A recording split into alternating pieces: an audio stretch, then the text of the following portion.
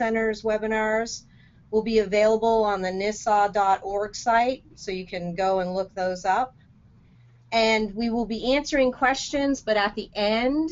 So if you have a question, if you could type it in on the bottom right-hand side of your screen in the box, and we'll go ahead and answer those at the end of the presentation. Today's presentation is titled Don't Move Firewood, What We Can Do for You.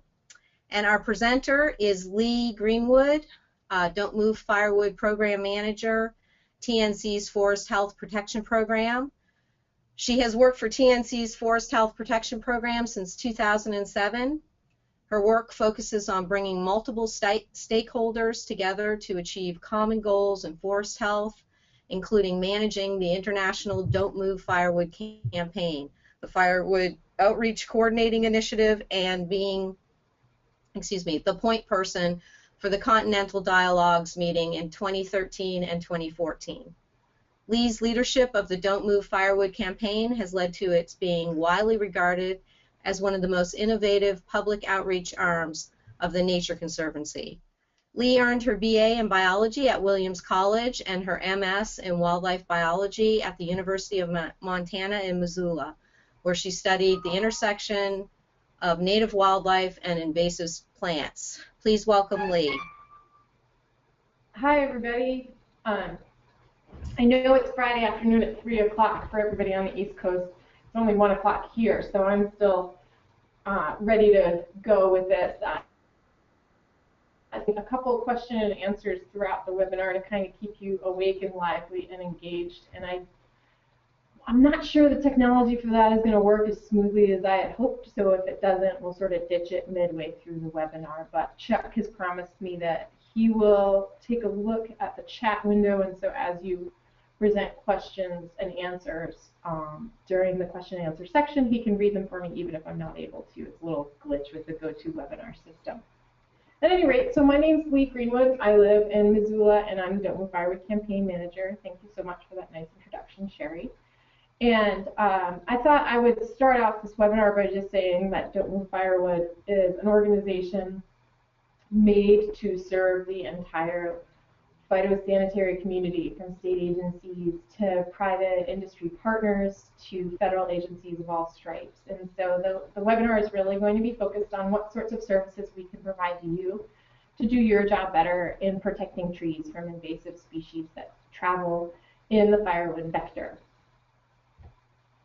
All right, so let's start out with a quick history on Don't Move Firewood for anyone who's not familiar with it.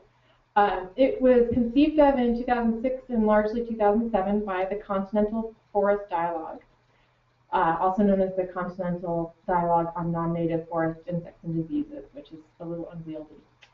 It was launched in the summer of 2008 with a website and associated educational materials, and then it has grown significantly since then. The funding mechanism for Don't Move Firewood has varied significantly through time. We were initially funded through both private grants and the U.S. Forest Service Northeastern area. The funding has shifted to focus, to be received rather, a lot more from USDA APHIS in recent years through Farm Bill 10201, now known as 10007 funds, as well as still maintaining a significant portion of private funding in order to keep the campaign going. It's been consistently managed all through that time by the Nature Conservancy as the sort of convening group, and I've been the manager the entire time since it was launched, and I am an employee of the Nature Conservancy. So the guiding principles of Don't Move Firewood are pretty simple, but they're important to review because we are not an outreach campaign about specific insects. We are an outreach campaign about a vector. So the goal, of course, is to protect trees. I'm sure that's why everybody's on the webinar. And the tactic is, like I just said, we're slowing the spread of different invasive forest pests through the firewood vector as a concept. And so we work with the firewood industry, we work with firewood regulating agencies and so forth, and then we work to improve outreach with all the parties that are interested in the firewood vector. Now we target basically two different groups, and you could think of it as both public I've got it written here as Firewood users, i.e. the public that would actually be interested. And then stakeholder groups of outreach professionals, such as everyone on this webinar, everybody at the different state agencies that we engage with, and also the firewood industry. The basic messages that we put out in order to get people to realize that they can slow the spread of invasive species via not moving firewood is really threefold. I've included the two most important ones here. Number one, don't move firewood, that's the name of our campaign. Number two, we provide a positive alternative, which is buy certified heat treated. A lot of folks are familiar with the buy it where you burn it slogan. That's what we use primarily for public outreach. But what we're really trying to encourage is certified heat treated when it's available, local firewood if heat treated is not available. And then for a lot of our outreach materials that have room for, say, 3 or 4 action bullets, we will also indicate to gather on site when permitted. Now, there's many national parks, for instance, that don't permit the gathering of firewood because it would result in overuse of the area. So that message is kind of dependent on the land ownership and so forth.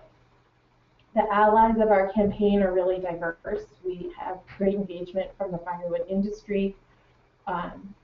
We have a lot of different non-governmental organizations and nonprofit organizations that we work with, and then we have well over 40, I think 44 states is the last count for 2014, were engaged with Don't Move Firewood in some way, and then all the major federal agencies that related all to the firewood vector and forest health work with Don't Move Firewood in order to get our messages out.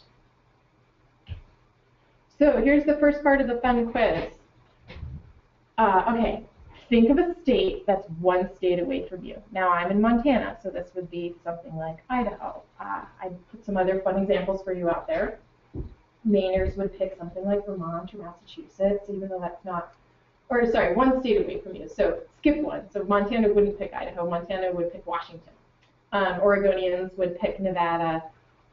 So forth. And imagine you want to go camping there. Now, you probably don't always go camping there, which is kind of the point. So without looking it up, I want you to write down what you think the answer is. Are you legally allowed to bring firewood from your house to your imaginary camping spot in that state? And if so, what types of firewood? So heat-treated certified firewood, kiln-dried firewood, hardwood firewood, softwood firewood, or everything under the sun. It's the Wild West. You can do whatever you want. And just write down your state and your answer, and we're going to come back to this. So think about it, and then we'll come back to it in a minute. The way that you would probably figure out the answer to this if I was going to let you is that you would come to the Don't Move Firewood website, but I don't want you to do that yet. We have all sorts of information available to the public and to professionals about firewood information, and we push that information out via 3 different prongs. Our website, which is sort of the home base for all of our information, our various different social media accounts, excuse me, which include Facebook and Twitter primarily at this time, as well as we have a YouTube channel. And then also we have newsletter content, which is a related project, the Firewood Outreach Coordinating Initiative, that takes both Don't Move Firewood materials and many, many other campaign materials, and we put them all into one comprehensive newsletter and send them out once a month so that people can stay up to date with all sorts of different actions, not just Don't Move Firewood campaign actions. On our website, we have a frequently asked questions section, which I joke is the most frequently plagiarized section of our website because our frequently asked questions get cut and pasted and stuck onto state agency materials, nonprofit handouts, etc. all over the nation. You can see our wording showing up all over the place.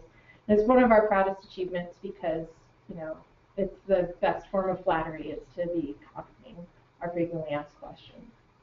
We also have the Dear Don't Move Firewood advice column where I take real questions from real people that email the Don't Move Firewood website and post them with their permission up onto the website with the answer. And this is a really enlightening process that I've been doing for I think about 4 years now, because people, the questions that people have been asking have been changing according to the content available on our website and according to what different states have been putting out there in terms of regulations and outreach. The questions used to be very basic. When I first started running the Deer Don't Move Firewood advice column, it would be like, can I take firewood, to X, to some place? And the answer would usually be really straightforward, yes or no.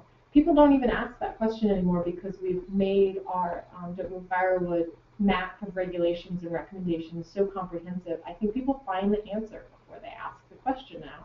And now they ask much more complicated things that I often have to go to a state plant health director to find the answer for, which is really a good evolution. We don't want to have those really simple questions anymore. But all the simple and complicated questions are on the Deer Don't Move Firewood advice column, which is basically just the blog. And if you ever wanted to take a look at what the public wants to know, you can just go to our blog page and take a look at it. Like I mentioned, we also have social media accounts, Facebook and Twitter. We have, I think, about 5,500 Facebook followers, and some of our Facebook posts, reach a couple thousand people in a given day. It's highly variable, and anybody that works in social media knows that it's really difficult to balance the difference between what Facebook wants to show people and what you want to show people. But we feel it's a really great professional outreach tool because most of the Facebook friends of Don't Move Firewood appear to be, at least in my estimation, state agency staff, master gardeners, interested campground owners, other types of people that are really like high level, not just Joe Public. And then our Twitter account really serves as an information spreading location for lots of different types of professionals. We're followed by all the major U.S. Forest Service regions. We get retweeted by USDA APHIS very frequently. So that's a really great professional networking location as well. And then we have the Firewood Outreach Professionals newsletter, speaking of networking.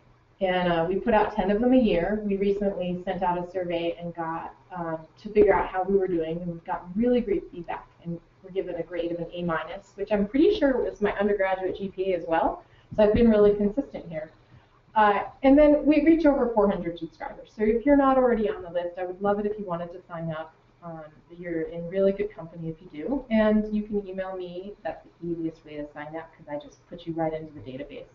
The email's on your screen right there. The thing that I was talking about with the Deer Don't Move Firewood project advice column is that we have a state summary project that we put into place about 2 years ago and it has been refining ever since. There is a short summary of every single pertinent regulation, recommendation, and quarantine for every single state on our website, linked to our master map, including also Canada and Mexico and international border regulations. And so if you really didn't know the answer to your quiz question a couple slides back because you've actually never really thought about what the regulation was in Kansas, and Kansas was the state that you picked, you could just go right now, and I won't tell anyone. You could go to don'tmovefirewood.org/map. It's the URL at the bottom of this page. And you could look it up just by clicking on Kansas, and it would tell you exactly what all the regulations are. We try to include every single major landowner that we can figure out. So it includes all sorts of landowners that maybe people haven't been thinking of. For instance, all the national parks that we can figure out for that touch a given state. All the different federal land owning agencies, whether they be the Forest Service or the Corps of Engineers or the BLM or what, if they have a published firewood recommendation or regulation, or if there's a quarantine that applies to their lands, we attempt to put it on there. We've also ground truthed every one of these summaries every single year, which is a really interesting process because we discover, first of all, that we make lots of mistakes, and also that sometimes we end up telling the state plant health director or the state plant regulatory official, those are those acronyms there, what exactly is going on in their state to an extent that they didn't realize that. For instance, a very different landowner, like the national parks or like a private campground, is doing things that they didn't realize they were doing within the state. Usually that's for the better, and they're impressed with the diligence of the different landowners. And so I think it's been a really good outreach tool as well as a really good professional outreach tool between stakeholders as well as a really good outreach tool for the public.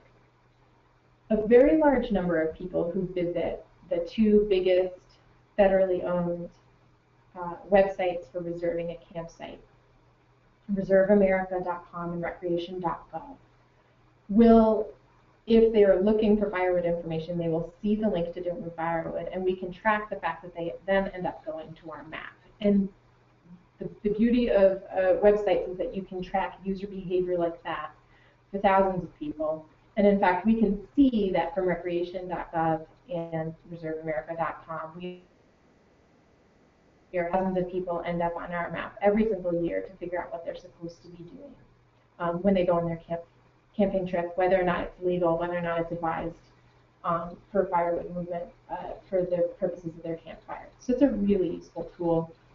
And I highly recommend everybody, whether or not you're going to do it right now, to check whether or not your quiz answer is correct, or if you just want to see if we've got your state correct, to take a look at your state and any other neighboring state you're interested in. And we constantly change those summaries to the best of our abilities, so if you find an error, please do let me know. Another thing that we've got that I think is really great for this time of year for everybody to be aware of as a resource is that our toolbox and our firewood matrix. So the toolbox is a page of our most commonly requested items, neatly organized so you can find what you want really quickly. It's a little intimidating if you're a member of the public, but if you're a firewood professional, firewood outreach professional, or a CAPS program coordinator or something, and you're just looking for some example posters for what you might do in your state next year, there's a whole list of posters, and so you can just look at those. Or if you need to help orient a new hire or a seasonal, or if you're doing a detail that pertains in any way to forest pests or firewood, we have a reference library on there. I believe it only has 10 top references right now. I wanted to keep it really short and really high level. And so you can just pick out what you're going to need to look at out of that reference library. So if you ever need any quick references, definitely check out our toolbox. One of the things in the reference library that's a little bit more difficult to explain, which is why I give it its own bullet on this slide, is the firewood matrix. And that is a really complicated Excel spreadsheet that allows you to cross-compare all the different states across all the different regulations and recommendations and across all of the different pest situations of every single state, which is kind of a big statement. It's made for the interested forest health professional. It's really not for the public to use. It's a little overwhelming. We'll return back to that document later, but I want to make sure that everybody knows it exists. Because if you ever had a high-level question such as, well, how many states do actually recommend not moving firewood as a sort of the official party line within their state agency, you can just look across the line on our Excel spreadsheet, and it'll tell you, to the best of our abilities, what the answer to that question is. All right, answer time. And Chuck, I need you to help me out here. I hope you're paying close attention. So if everybody could go check on their imaginary trip, if they haven't checked their imaginary trip yet, online, did you use my website or did you initially start by using a state website? So state, Don't Move Firewood or state as your answer. And then were you right? Was it legal and what kinds were legal? So if people could put in a couple answers, such as, I was visiting New York, I looked at the New York DEC website, and I was wrong. I can't bring anything into New York. That state's crazy. So a couple answers would be great. So you had two answers that were entered into the question box. Okay.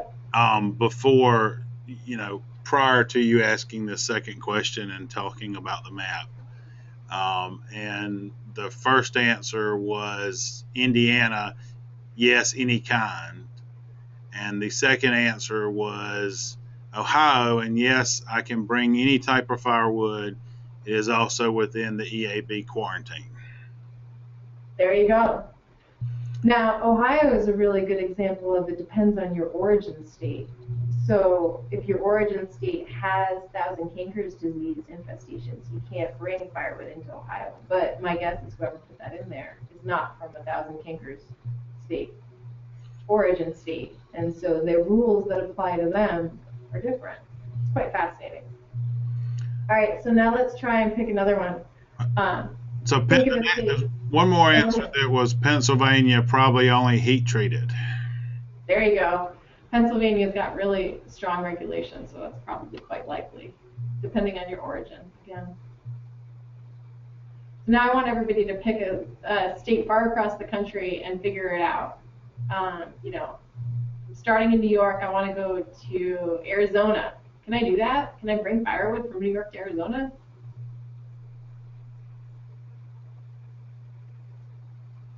And the first one with Indiana said that I checked your website. I learned that there are restrictions, somewhat to my surprise, because the state's general aversion to environmental regulation. And then I think the answer to your other question was no. The question you asked, we got one answer that was no. No. For Maryland. No, yeah. All right. So a couple people are going through with it. It's sort of an interesting exercise because there's such a web of different regulations, and it depends so greatly on both your origin state and your destination state that, you know, the service that Don't Move Firewood provides of having this map available and letting both professionals and the public kind of look it up as quickly as possible is really important. All right, so let's So one more that said, without looking on the map, I would suspect there's not a lot of regulation in Arizona. That is very true. Although Arizona has a fascinating sort of exception to that even a lot of Arizonans don't know, which is that if you're taking firewood that's been stored outside on the ground from an imported fire ant infested area, which is basically the entire southeastern United States, it cannot be brought into Arizona. And we had a Dear Don't Move Firewood question about that once. Somebody got detained at the Arizona border because of firewood in their truck that was from a fire ant infested location. And they were saying, how am I supposed to get rid of this legally so that I can actually enter the state of Arizona? And the answer was that they had to bring it to the landfill. But it was still fascinating. You know, Arizona will actually stop you from entering their state during their fire ant blitzes because of potentially contaminated firewood. So 2 more comments before you move on. I chose Oregon and said no. Turns out you can import heat treated from the Pacific Northwest. And Yeah. And then what about all the states that you have to transit to get to Arizona? That's a really good question too. That crossing states aspect is tricky. The Emerald Ash Borer quarantine has some really explicit rules on that sort of crossing non-quarantined areas with quarantined materials. And I might be wrong here, but as I recall, the rule is sort of you can stop at a gas station to use the bathroom, but you better not stop other than that. If you keep moving and then you end up in another quarantined area, then that's okay. Obviously, that's the very shorthand version for a complicated governmental regulation, but basically don't stop and you can still be legal under certain situations. But yeah, all the other states in between, say the southeastern United States and Arizona, as the imported fire ant example indicates, you know, they should also be stopping people who have potentially contaminated firewood with imported fire ant. But Arizona is the one that in past years has run the fire ant blitz at the borders on I-10, I think it is. And so they're just the ones who happen to be catching people with that. Chuck, do you have any other comments that I can't see that you can? No, that's everything so far. Awesome, thank you so much. Sorry about that funny glitch, guys. All right, so let's talk about free stuff that you can get from us. So we give out a lot of materials. We've given out over 250,000 Asian longhorn beetle tattoos in the history of our campaign, which is a pretty exciting milestone. And we mailed out over 165,000 things in the last 2 years to various different request stores. If you are looking at this and saying, wow, I really need Don't Move Firewood stickers and I really need Asian longhorn beetle tattoos that say Don't Move Firewood on them, and I could really use 3,000 Don't Move Firewood brochures, gosh, that would be great, then you just go ahead and let me know. The general metric that I say is that we have lots of small things like the tattoos and stickers and insect identification cards and also DVDs in stock. And if you estimate how many you will need for roughly 1 year's supply, I'll do the best that I can. Now, the best that I can, depending on the item, is usually between 200 and 1,000 of each thing. It does depend. Sometimes I'm really overstocked with something, and so I'm more generous and so forth. So just estimate what you'll need for 1 year and let me know. We do have a limited stock of some larger items, but they cost a lot more to ship, and sometimes we run out. So those are a little dicier. Always feel free to request them. If we can fulfill the request, we will.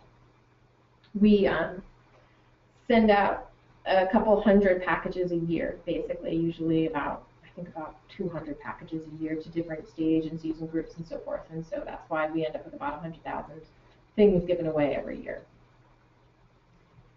Well, what if we don't have what you want?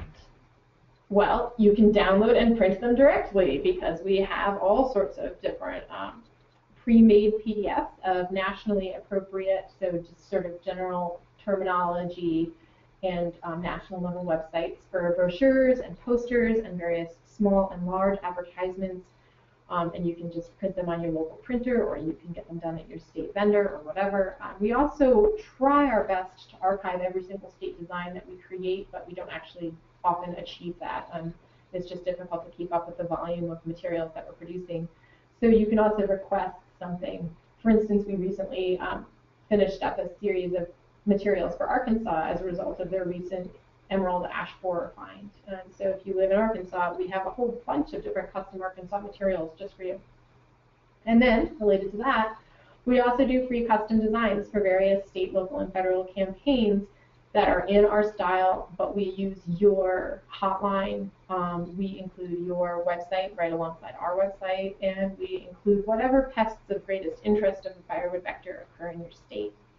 And so, for instance, when we make our custom designs for California, we, on the poster, we might have an image of the relatively newly discovered insect, the polyphagus shotpole borer, which is a pest of avocados, as well as lots of other trees.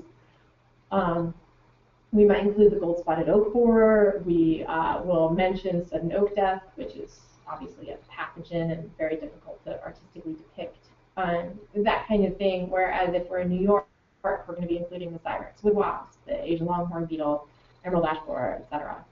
A great example of the scope of this sort of work is that we made a full suite of custom materials for the state of California in 2013 to work with their Firewood task force, and they printed over 100,000 of them.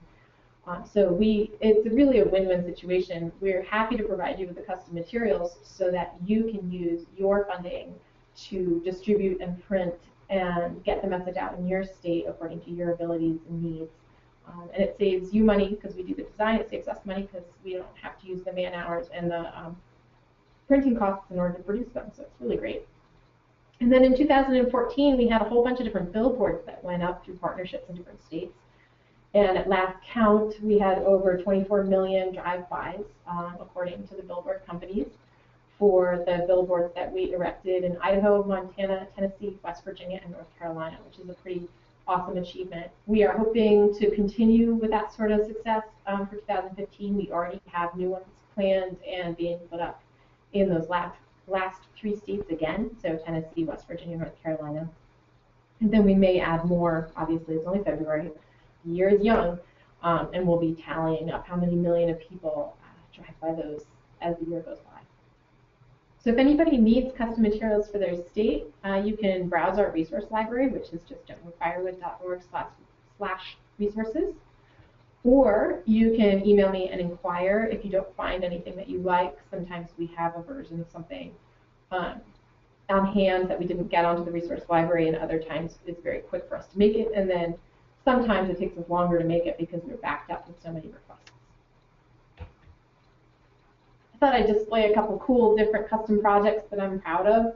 I've got the geography of each project there. So the national, what we call the Big Mountain Design, which is a really great one for any kind of state that has mountainous terrain. It sort of almost looks like the Works Project Administration art motif of the 30s. Then we have a national advertisement that we got put in USA Today, that second one, moving firewood with the red top. Next one over is a California custom design that we've used in various different iterations. That's the one that I just mentioned from 2013, that there was over 100,000 different pieces printed of that particular grouping of designs. Then the next one is our new Missouri Army Corps of Engineers brochure. On the back of that one, which is not shown, there's some really cool insect pictures to help people identify potential infested trees and insects. Then there's a nice picture of our roving summer outreach booth. That's it at the Clearwater Festival, which is held on the Hudson River, New York, every summer. And that's a gentleman who works for the Nature Conservancy on the far right in our Asian longhorn beetle costume.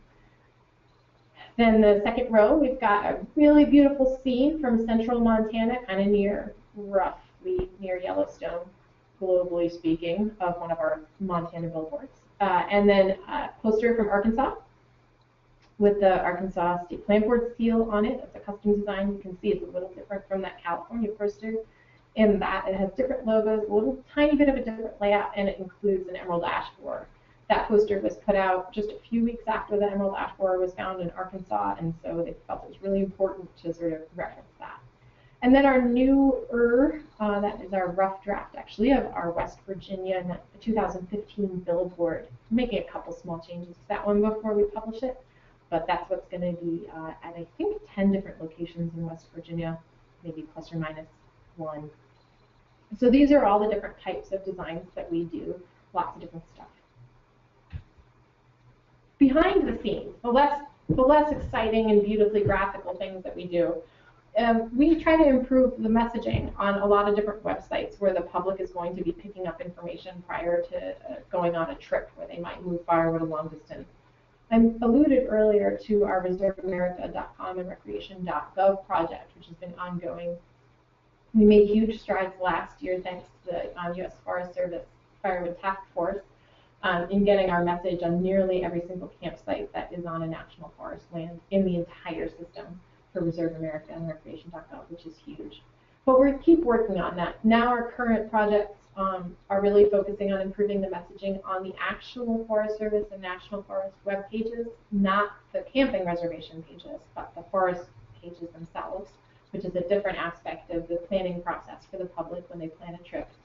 And then also we're working with national parks, including in greatest detail, we're working with the Great Smoky Mountains National Park on their new actions in tightening up their regulations. Their new regulation, oh geez, I think it's going into place on March 1st, but I'm embarrassed to say that now I'm panicking and thinking it might be April 1st. Regardless, they have a new regulation going into place where they're only going to be able to use firewood bought within the park. You're not going to be able to take local firewood into the park anymore. And we've been working really closely to ensure that they have billboards in place, that their messages on their outreach materials work with our campaign, and we work with them so that everybody is synchronizing all of the messaging, so that people in that part of the country are going to be receiving the same types of messages over and over again to make sure that it's really concrete in their minds what they're supposed to be doing and why it's important.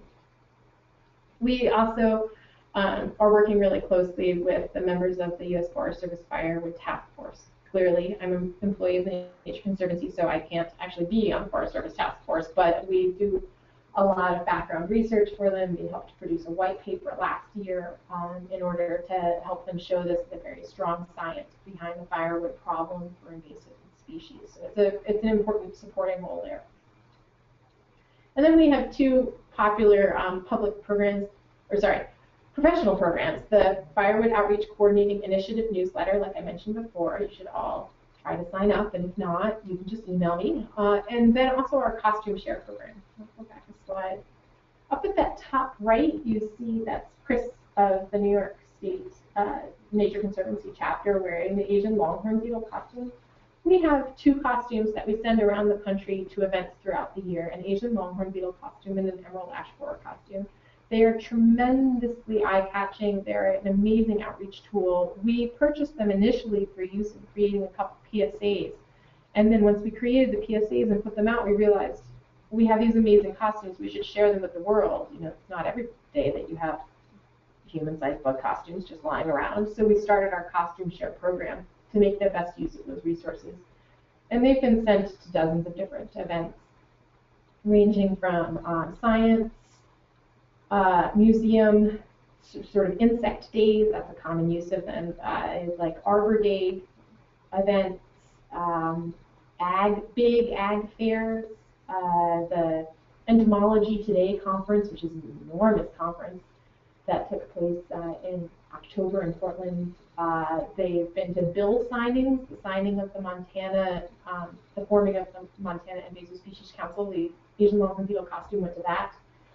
The Asian longhorn beetle costume was at the National Invasive Species Awareness Week fair 2 days ago on Wednesday in DC, so that they could shake Tarsai with various people on Capitol Hill.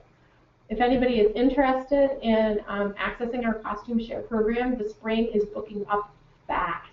So I urge you to email me and tell me which costume you need and what day or weekend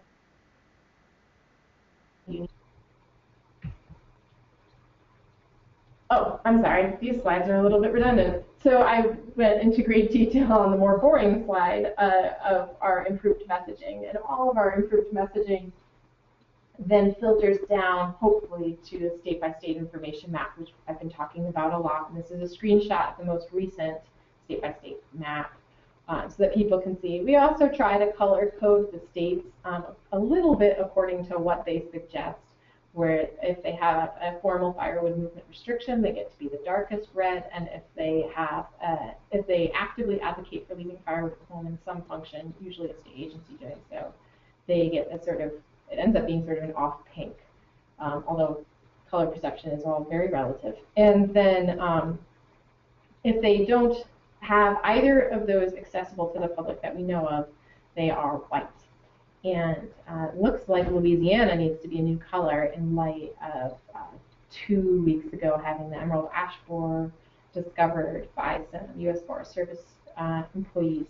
So we will be changing the map up since I last took a picture of it. Here is the firewood matrix so that I can show you how this particular document, which is available on our resource library as well as referenced in our toolbox, works. It really bears explaining because it's a little bit crazy, but let's just go for it. And Chuck, if anybody asks a question via the chat box, if you could just blatantly interrupt me, that would be very helpful.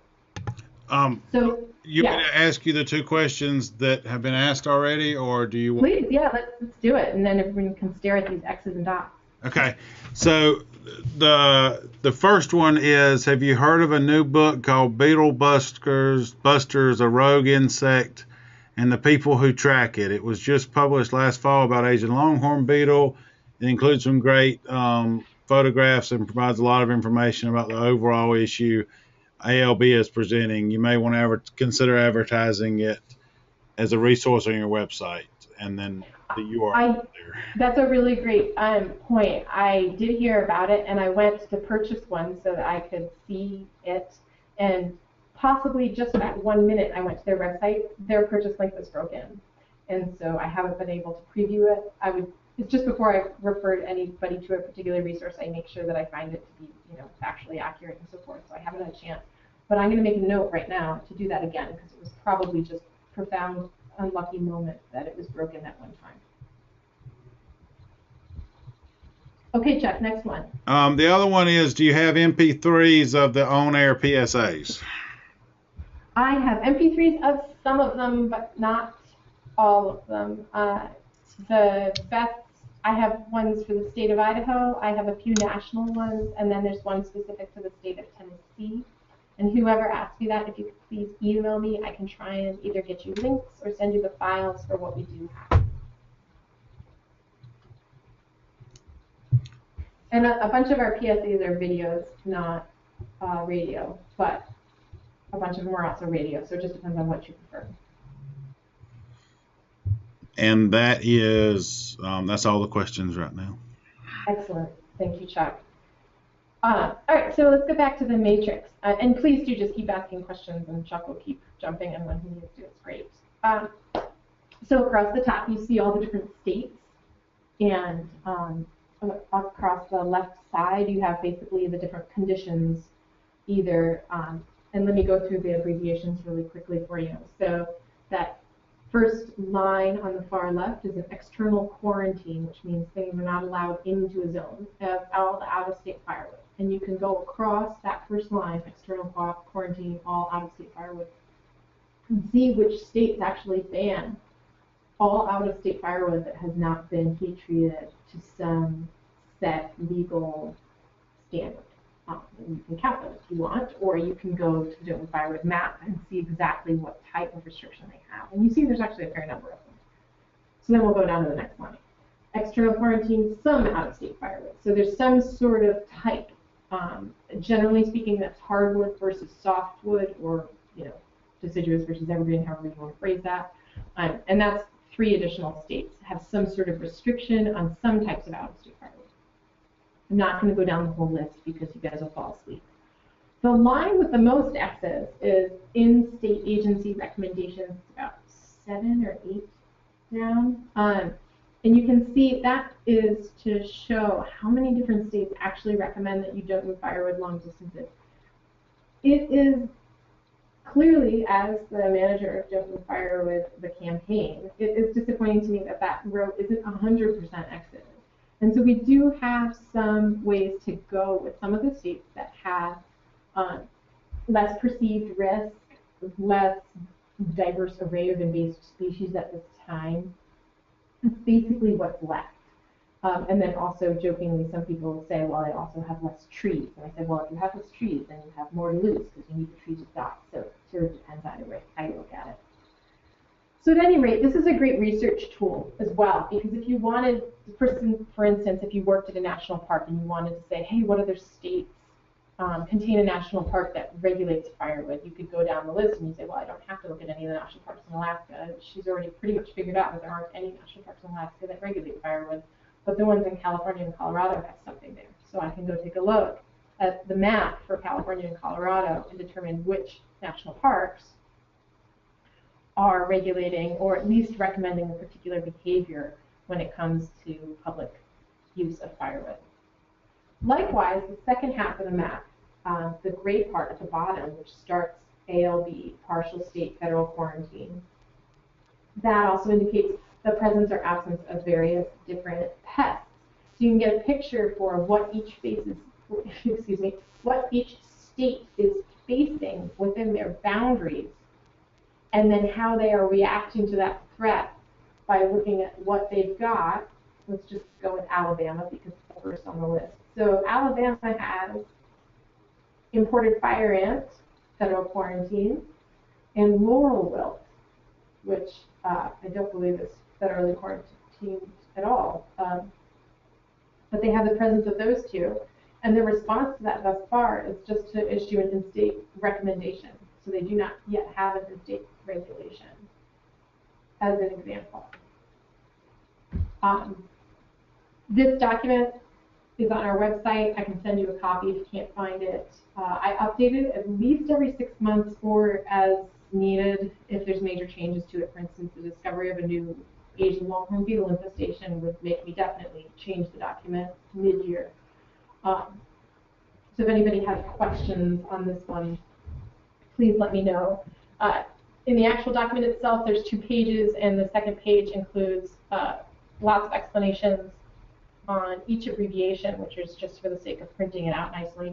And then also a really good explanation of that final line, which is the regionally important pest line, where important pests, or at least emerging pests, that are less well either understood or promoted or communicated about or whatever, I've indicated that there's the presence of one of those in that state, and then on the second page I explain all of the different pests. So for instance, polyphagus shot-hole borer in California is a regionally important pest. The eastern heath snail in the state of Montana is a regionally important pest, etc. And that way you can see sort of interesting, less known issues that also affect the firewood regulation, firewood industry, public outreach in particular states and regions that maybe aren't your state or region, so you're not as familiar with them. All right, so one other thing I did want to say is how much I appreciate the direct financial support that we receive from our major funders right now, which are the Nature Conservancy, my employer, and USDA APHIS. As I mentioned early, second slide, they are our primary funders at this time through Farm Bill funding. And then there is a nonprofit called Climate Ride that does competitive fundraising, bike rides, as well as hikes and some other different sort of exercise feel-good mechanisms for fundraising. And they fundraise for us, which is really fantastic, and we appreciate that they do that for us. And you can also see the history of all of our funding on our funding page if you're interested in seeing how we've developed through the years and changed funders and so forth. These are all of our various different places where you can gain more information on our campaign, including the second link. You may notice it is not in English. That is No Nueva La Leña, and that is our Spanish language site. We built that site, I believe, 3 years ago, and it is essentially Don't Firewood's greatest hits all translated into Spanish. So it's our main website. It's one of our best videos, our national brochure, our national poster, and a few other things. We don't have the funding to do a complete mirror site in Spanish, but we do have all the best information that we have to offer in Spanish. And then you can always email me if you can't find something you need, or if you have a question, or if you need me to mail you bug tattoos or whatever. And now I wanted to open it up. I did ask everybody on this webinar to please come in advance with 2 questions about Don't Move Firewood, and I realize now that that's going to really overwhelm Chuck. So one of the things I was thinking is if people wanted to directly email me the questions right now, I could read them off my email, and that might actually be a much better mechanism for that. But if you wanted to put them in the chat and have Chuck continue to be Vanna White and read them off, that would be fine too.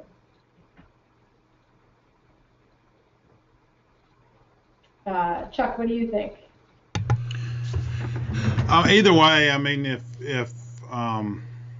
if people type them into the questions box, then I can read them off, and they're also saved in the GoToWebinar history, so you can have them. You know, I can send them to you after the meeting as well. So.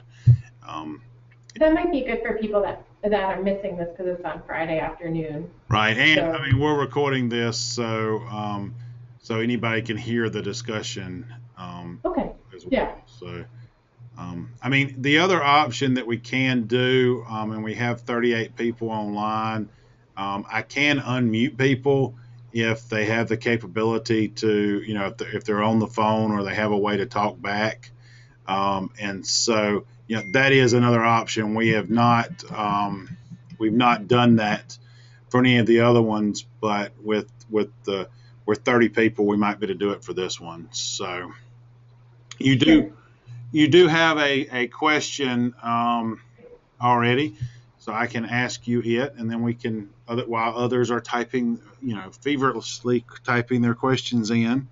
Has there been any attempt to assess to what extent this campaign has changed people's behavior with regard to moving firewood? That is an outstanding question, and one of my favorites actually, because the answer is both yes and we're working on it. So yes, we have pre-campaign information. We did a national survey with a big national survey group, so it's scientifically valid, in 2005. I always get these years wrong, and I'm sorry. I believe it was 2005 and 2007, so those were pre-survey years. And then we did a mid-campaign survey in 2010. It showed quite a bit of movement on behavior and attitudes and so forth. And we have all of this information, so whoever just asked that, if you need or want to see the presentations and PowerPoints that go with that, I have them. And some of them are posted on Don't Move Firewood, but not all of them, because it's a lot of information. And then this year, we are pursuing, although it's not guaranteed, the ability to do the next follow-up. So we would have had 2005, 2007, 2010, and now 2015. And that, I think, is going to be really helpful to us to see how much we've moved that needle on both perception of the problem, behavior change, distance of firewood moved. You know, if people are still moving it, but they're only moving it 10 miles instead of 500 miles, then at least we've, you know, improved that. So we do have a capability to compare across all the different years by using the same methodology every time. And we are planning a full set of surveys for 2015 to make sure that we can see how we've been doing over time.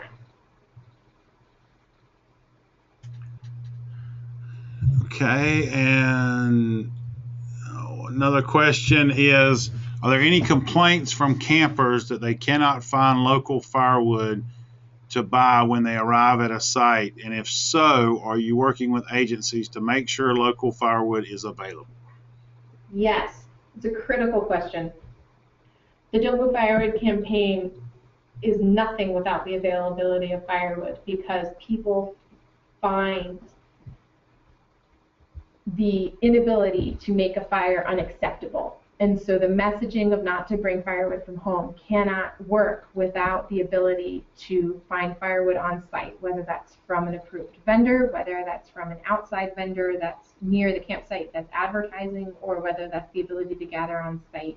A really great example of this is the work that we've been doing cooperatively with all the different agencies surrounding Great Smoky Mountains. One of the biggest thrusts that they've had with their upcoming change in regulation to absolutely zero firewood that's untreated from outside of the park is to make sure that the ability of the local firewood vendors to produce a sufficient supply of USDA compliant heat treated firewood within the park and selling it appropriately is there, because they know having this restriction will utterly fail if the public perceives that it is impeding on their ability to have the fire they want when they go camping, which is incredibly emotionally important to people.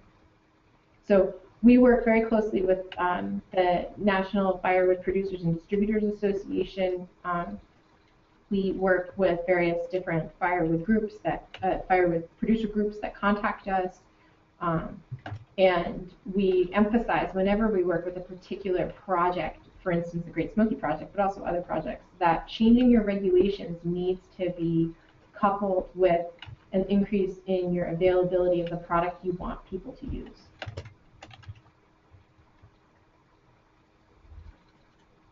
Back to me. Is there a plan to extend this campaign to raising awareness about moving wood for woodworking? Woodworking is a completely different demographic that is also very troublesome. Woodworkers like to use wood that has lots of character. It's a very diffuse group, much like firewood producers and distributors and campers are diffuse. You know, there isn't a particular attack point to get a hold of all of them at once. We rely on the wisdom and years of experience of the Continental Dialogue membership to address woodworkers. Firewood is a different audience and a slightly different problem than the issue of woodworkers. One of the biggest issues with woodworkers is internet commerce and the ability to buy wood on various websites, eBay and so forth, for specialty projects and ship it across states either legally or illegally. And that type of commerce isn't something that Don't Move Firewood pursues, because for the vast majority of times you're not buying firewood over eBay. So basically we are not planning to get into the woodworking realm, but we do support anyone who is doing that, and we work very closely with all the members of the Continental Dialogue to make sure that that concern is addressed through their mechanisms.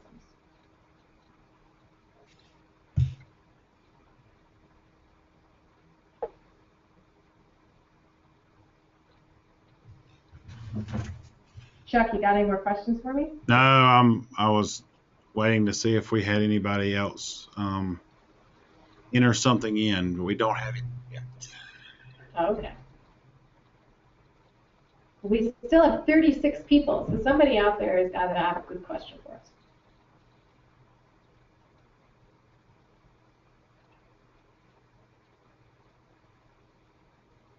although it is Friday, so I'm willing to end early if we have to. So has there been, and maybe I'm just not, I know there's been some joint campaigning between the Play Clean Go campaign that the webinar on Tuesday was about, and Don't Move Firewood, and you know, how is how has that relationship worked, and is there going to continue to be collaboration between those two campaigns? That's my question. I like that question, Chuck. The Play Clean Go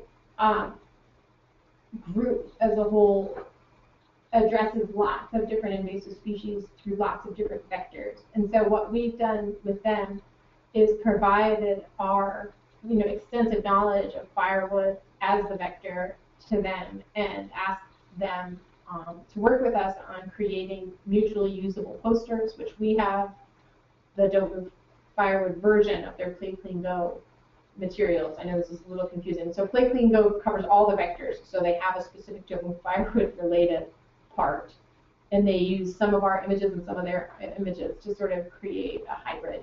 We have that on our site, they have that on their site. I also work with them and participate in their conference calls to make sure that I'm up to date with what they're doing and how their campaign is evolving.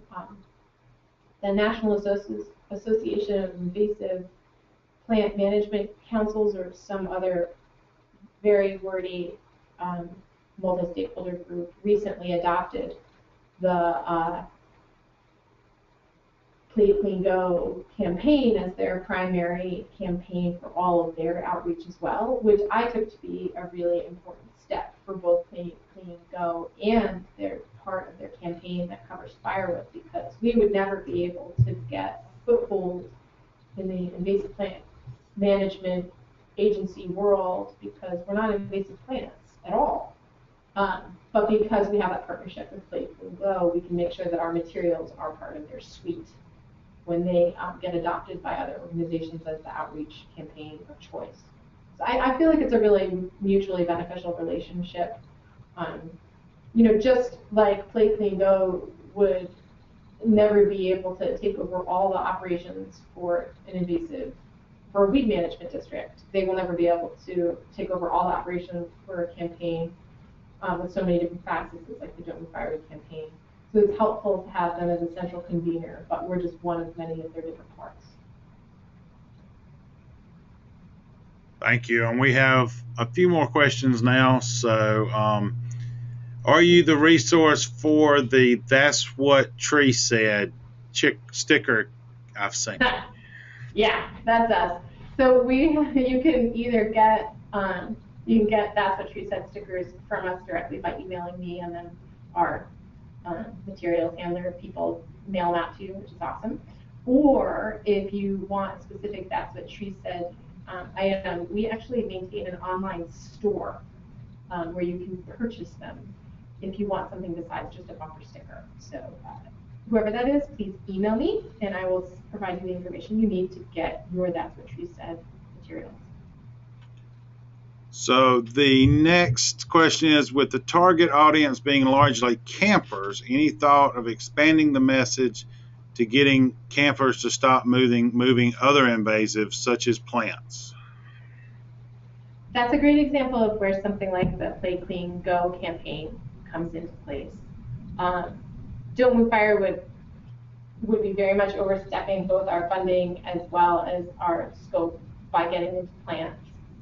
But by working with other educational campaigns like Play Clean Go that does get into plants, I feel like we can cover that as a greater community of outreach professionals. And then, and maybe this was answered earlier, but maybe it needs clarifying. Is the Don't Move Firewood campaign connected to the online camping reservation site? Yes, we are, and we have good availability of our message on both Reserve America and Recreation.gov. Generally speaking, you can find our message in the Know Before You Go tab if you're familiar with their sites. and it's on every single campsite of every single National Forest campground. Request to put it on there, which is to say there is a little bit of wiggle room. Some campsites may not have complied with that request, but certainly if you go and look, it's on the vast majority of campsites for National Forest campgrounds. Because of the way those websites are run, there is no central method of changing every single campground forever, period, full stop. You can't do it that way. You have to do it one at a time. And so, for instance, some national parks will list firewood and some won't. Some state parks will, some state parks won't. But for the National Forest System, we should have complete coverage to the best of our knowledge. And this question, probably the best answer is that someone outside of TNC would be the best contact, but not related directly to Firewood, but do you have a TNC counterpart who can provide advice on infestation?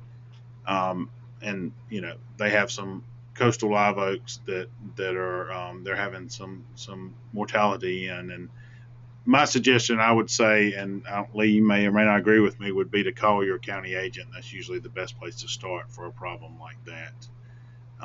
Yeah, it does. It depends a little on where you live and what state you're in, but county extension agents are fantastic people and always my go-to for any kind of tree issue that is not directly a firewood issue. So anything that's alive and dying, call your county extension agent and they will be able to either help or refer you appropriately. So is there a similar program in Canada? Many of our visitors are coming down from the Great White North. The Canadians are on it, but they do not. So Domo Firewood is international. We have lots of Canadians that we work with, and CFIA, which is their big agency, is like the Forest Service, uses quite a few of our materials, and we've advised them on how to improve their messaging, and they've taken that to heart and changed some things, and they have great programs. But just like Domo Firewood and all the different state and federal agencies in the United States, never will get complete coverage of every single member of the public, regrettably, with any outreach campaign. That's the reality. The Canadians similarly are missing the point sometimes.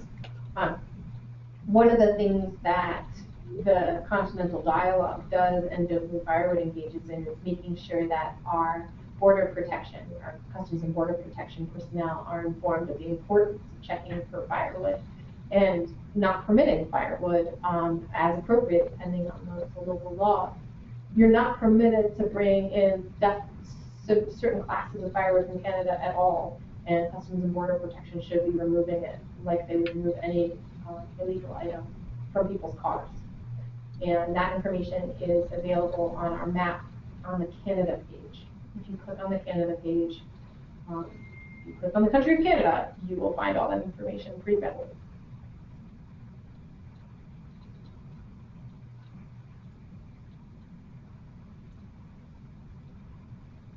So any other questions? The question box is currently blank. So. And I guess that's, you mentioned something important, that the Continental Dialogue has representation from Canada and Mexico that is included. So it's really a North American effort. It is. And in Mexico, we don't have a lot of connections. There's also obviously a significant language barrier, which is one of the reasons why we created our smaller Spanish language site. But in Canada, because we have less of a language issue, as well as a lot of parties that have been engaging with the Continental Dialogue for many years, Domo Firewood does have good representation in Canada, and they do, refer a lot of the different land holding groups and provinces and so forth refer people to Domo Firewood directly for information.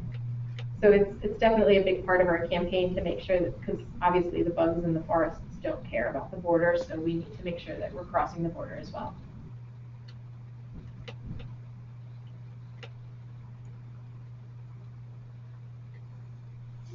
So any other questions? Last call. I'm anticipating, Chuck, that as soon as I open my email, I'm going to have a whole bunch of questions. Maybe I should just do that, just to make sure. That sounds good. I'm going to turn off my screen, just so that nobody needs to see all my emails. Just post your Social Security number and credit card number on the screen, and we'll. All right, we got a couple people saying they would like to sign up for the newsletter, which is fantastic. And then some folks saying that they would love the That's What Tree Said stickers, which, like I said, I can mail you probably about 600 for free if that's what you need, or alternatively, I can send you to the store if you need some other materials. Excellent, and those are all the emails I got, so that's great. And anybody who is on the website, I'm sorry, anybody who's on this webinar who would like a CFE, i.e. a CEU, but for the Society of American Foresters, I have a little quiz prepared, which is what they told me would be appropriate, and then I can give you 1.5 CFEs upon completion. So please email me now so that you don't forget, because it's Friday afternoon, and I'll get the quiz to you, and then you'll be all set. Free continuing education credit.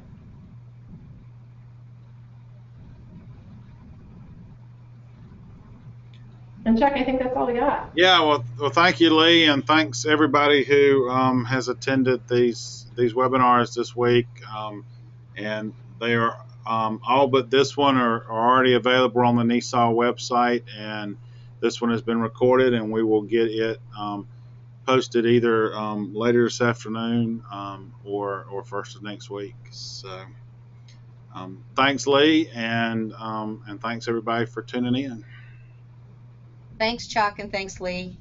Thanks, guys. You have a great weekend, everybody. You too.